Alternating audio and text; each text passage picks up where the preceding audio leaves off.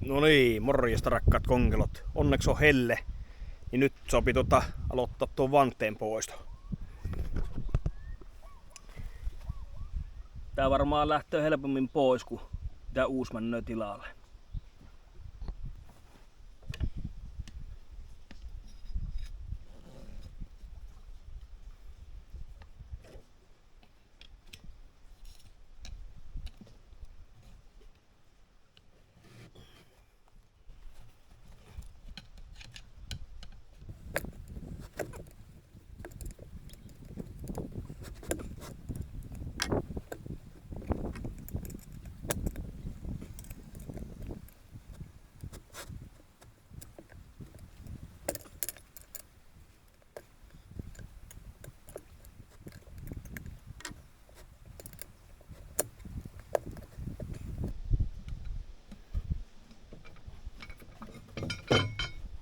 Puolessa välissä poisto.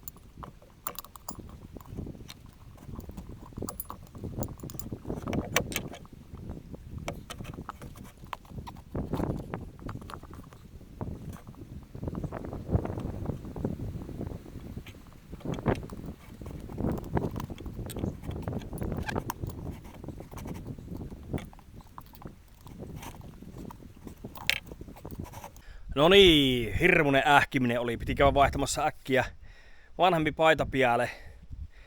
Kun ei enää kannata tämmösiä rasvahommia tehdä uusin paita pialle. Niin jatketaan. Eli sehän jää nyt siihen, että sitä vannetta nyt en saanut boksautettua sieltä sisältä poikkeen ennen toista kertaa tai toista varvia, niin me otin apuvälineet. Ruvetaan hommiin. Elikkä otettiin koivukalikka ja nostetaan tuo vanne tuohon koivukalikalle ja pullautetaan tää peräsuoli tähän rutulle ja sitten kokeillaan uudestaan.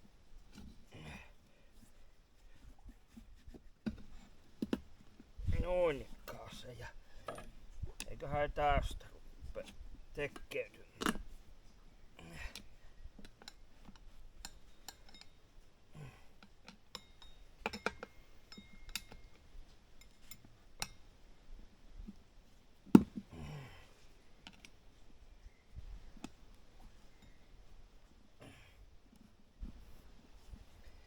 Eiköhän se tästä rupea tekeytymään.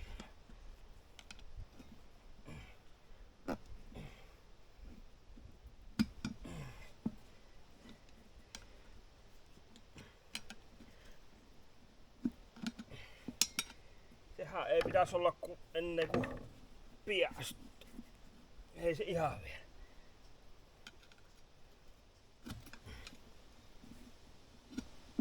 Nyt se pitäisi tulla itsestään ulos.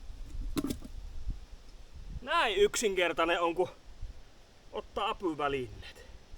Siinähän se vanne on. Pitää puhistaa vaan ja ruveta jääntämään sitten uutta rengasta tilalle. Joo. Eli jos tuossa irrottamisessa oli tuommoinen homma, niin minkälainen mahtaa olla uuden paikalle laitto? Jos meidän on vaan vielä sisäkumiinkin siihen laittoon. Taianpa testata ensiksi yhden puolen renkaan ja kahtoo, että miten se luiskahtaa ja kehtovako sitä toista puolta vielä vaihtoakaan, mikä on ehjä tällä hetkellä. Joo, mutta työvoitto, se on jo pitkällä. No niin, sehän alkaa jo iltaan kääntymään. Mutta nyt on tarvikkeet. Vanne on irti. Uusi kummio siinä. Sitten on vähän yleisrasvaa, pistetään siihen palanpainikkeeksi. Sisägummia. Toinen sisägummi. Sitten tommonen Professional Quality Grease kanni, eli rasvaprässi sitten tälle, niin saa laittaa tuohon akselliin ja kaikki paikkoon. Nyt se pitäisi ruveta otaroimaan tätä. Tämähän se oli se varoitus, että tää ei ole helppo homma. Tää on vielä vähän kuuma tuolta autosta, niin ruvetaan hommiin kiireellä.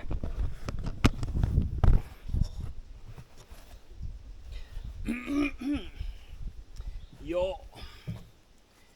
Pitäisikö meidän luikkaa tuosta vähän rasvo tuohon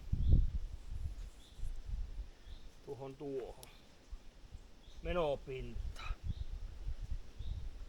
Luiskahtaisiko se helpommin?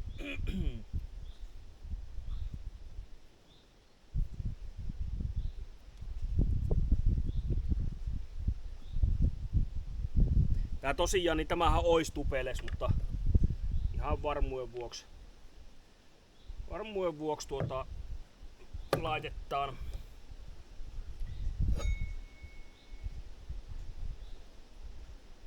laitetaan sisärengaskin, niin ei oo niin.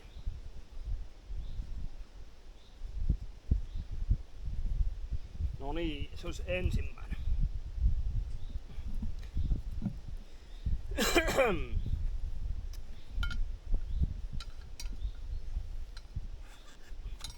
Jo heti vaikuttaa, että oho.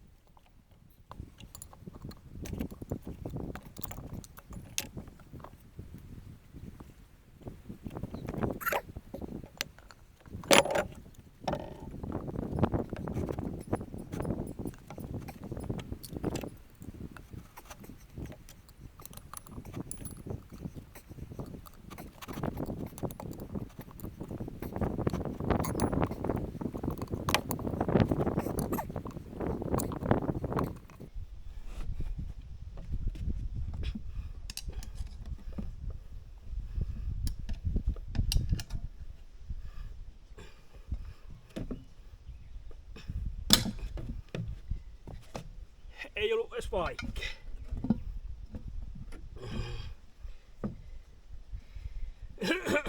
Ei ollut edes vaikeeta.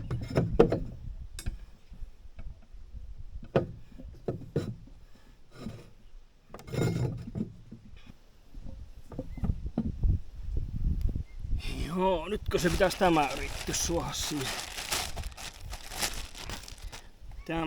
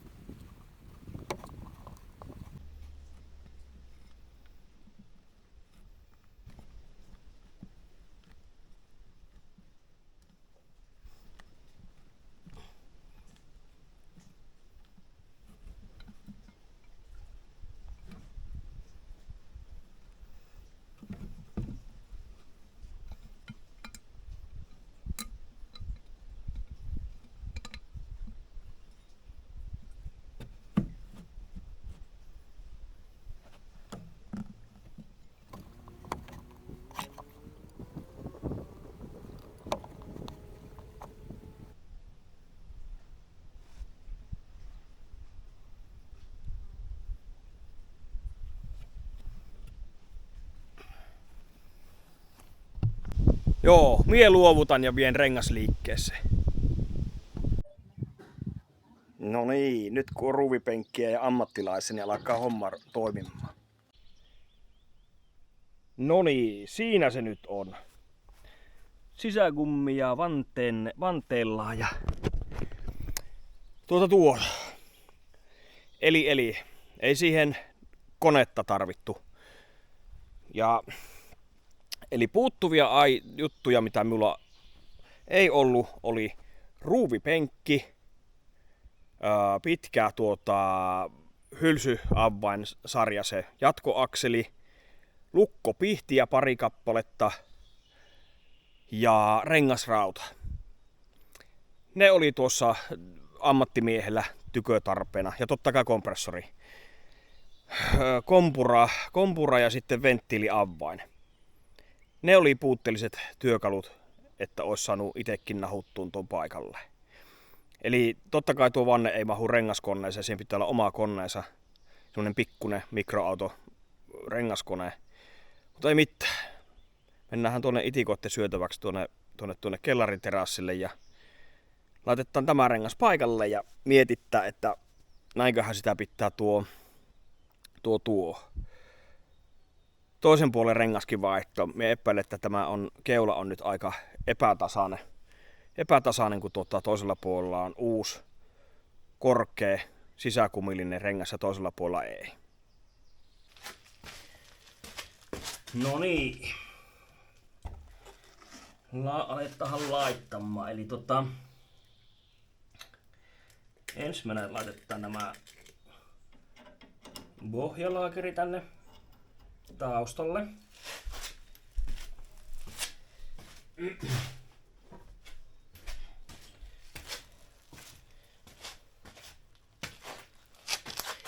Sitten laitetaan vähän rasvaa tuohon akseliin. Oi että mukavasti itikot.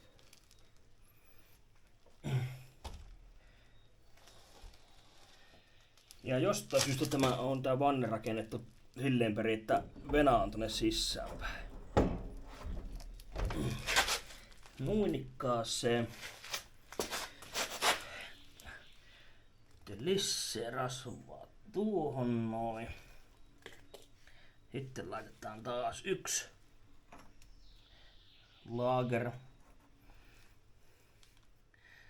laakeri tuonne. Ja lukkosokka pitäisi saada asennettua. Tavalla tai toisella. Todennäköisesti mikä hakemassa nuo pihit tuohon, niin saahan tuo pihillä painettua tuo lukkosokka. Ja luonnollisesti tarkoitin lukkopihillä siirtoleikapihtiä.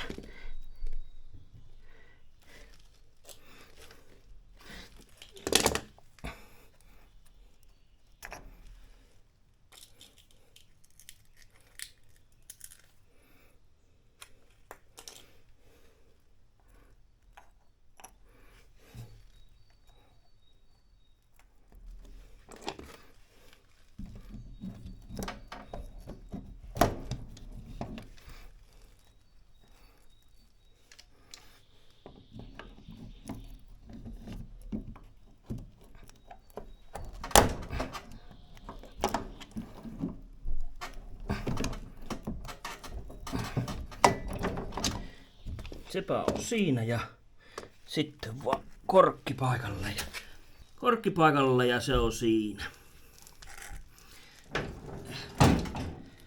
Sitten voisi tietysti nyt painaa rasvanippaan rasvaa.